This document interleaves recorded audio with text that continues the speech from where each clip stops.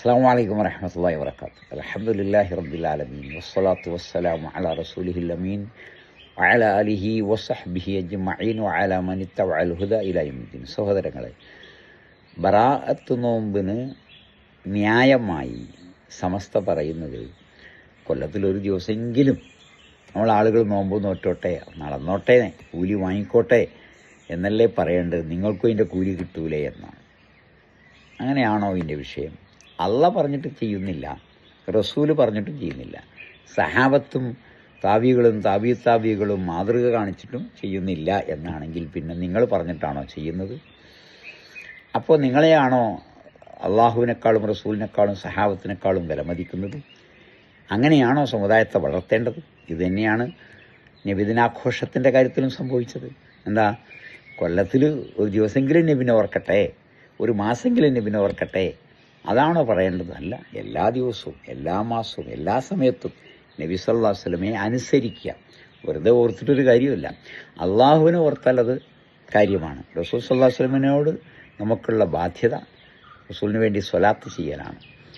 ഏറ്റവും കൂടുതൽ സ്വലാത്ത് ചെയ്യുന്നവർ നമ്മളാണ്. കാരണം നബി സല്ലല്ലാഹു അലൈഹി വസല്ലമയുടെ വാക്കുകളാണ് നമ്മൾ പറയുന്നത്, അല്ലേ? മദ്ഹബിൻ്റെ വാക്കുകൾ പറയുമ്പോൾ, സമസ്ത സാഹിത്യവാക്കുകൾ മറ്റുള്ളവർ പറയുമ്പോൾ നമ്മൾ അള്ളാഹുവിൻ്റെയും റസൂലിൻ്റെയും വാക്കുകളാണ് പറയേണ്ടതും അത് തന്നെയാണ്.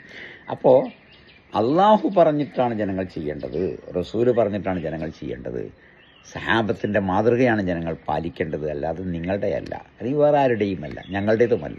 അതുകൊണ്ട് ഖുർആനാണ് പറഞ്ഞത്, ഇന്നാ അൻസൽനാഹു ഫീ ലൈലത്തിൽ ഖദ്ർ. അതെ, ഇന്നാ അൻസൽനാഹു ഫീ ലൈലത്തി മുബാറക, സൂറത്തുൽ ദുഖാൻ 3-ാമത്തെ ആയത്ത്.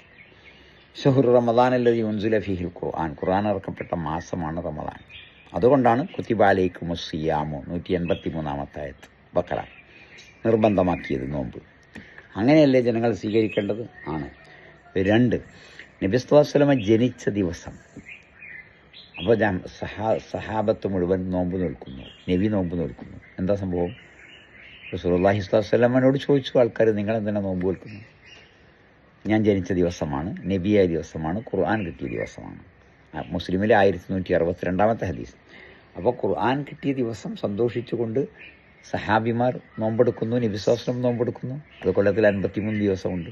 അപ്പോൾ ഖുർആൻ ഇറങ്ങിയതിൻ്റെ പേരിൽ റമദാനിലെ നോമ്പും 53 സുന്നത്ത് നോമ്പുമായി ഇല്ലേ? ആണ്. അപ്പോൾ ഖുർആൻ ഇറങ്ങിയത് എന്നാണ്? അത് റമദാനിലാണ്. അത് ശഅബാൻ 15-നാണോ? അല്ല. ഇല്ലാത്തൊരു കാര്യം പറഞ്ഞു വേണോ നമ്മുടെ സമുദായത്തെ നന്മ ചെയ്യിക്കാൻ? ഉള്ള കാര്യം പറഞ്ഞാൽ തന്നെ ചെയ്യൂലേ? ജനങ്ങളെ, ഖുർആൻ ഇറങ്ങിയ മാസമാണ് റമദാൻ. ജനങ്ങളെ, ഖുർആൻ ഇറങ്ങിയ ദിവസം തിങ്കളാഴ്ചയാണ്. സഹാബത്ത് നോമ്പ് നോറ്റു.